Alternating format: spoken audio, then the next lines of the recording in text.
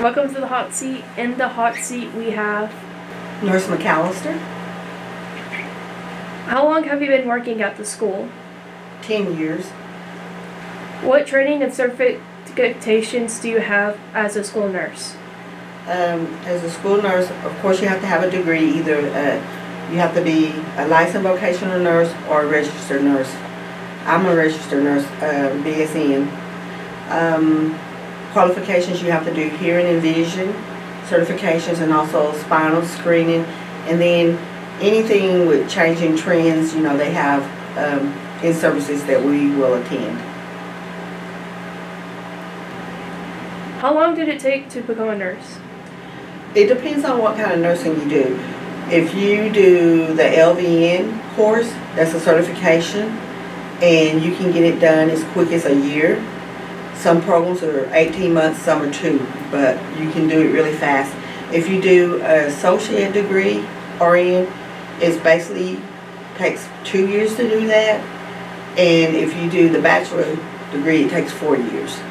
And then if you want to do your master's, that's probably going to be another couple years, so it would be like 6 years.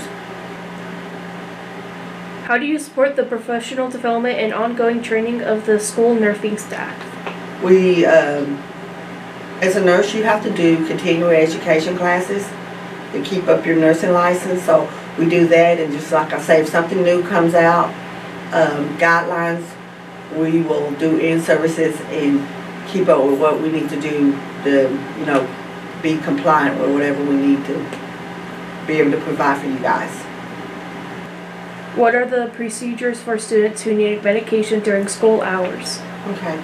If it's a long-term medication that they need every day, we have to do a care plan with a doctor's permission and the parent's permission to be able to give medication. Say that it's something like a simple headache or an injury at school, we call the parent and get permission and give them a dose, but it's not an everyday medication. What resources or support do you offer to students with chronic health conditions or special medical needs? Okay, we do a care plan, and from there we follow, what the doctor says, and if they need medications at school, we will give them those medications, and basically that's it, try to follow what the doctor sets up for them. How do you coordinate with other school staff, such as teachers and administrators, to promote student health and safety? Well, first of all, we try to keep everything confidential, but if it's something that a teacher needs to be aware of, we make sure that they know that it's confidential, that, it doesn't need to be talked about. You don't need to embarrass a student about a condition, but we do, like, say if you have seizures, your teacher probably needs to know that, because if you go into a seizure, they need to know how to handle that. So what I will do is send out an email and make sure that they know it's confidential, and for they can be aware to, keep an eye on the student for whatever health condition they have. Are there any specific health programs or innovations the school is currently promoting? Only one I can really think of is the healthy eating, where they've changed it up with, more healthy choices. Other than that, I can't think of anything else. What steps does the school take to promote a healthy environment, such as proper nutrition and physical activity?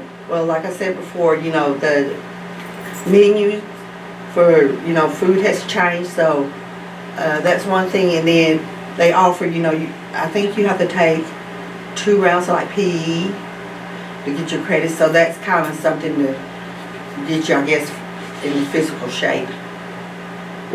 What procedures do you think some students should do to not get sick? Wash your hands. That's the main thing to keep infection down. Keep your hands washed. If you know that you have a cold, cover your mouth when you cough, even as far as still wearing a mask, because, respiratory stuff spreads through the air when you cough and sneeze. So that's some things you could do to keep other people healthy.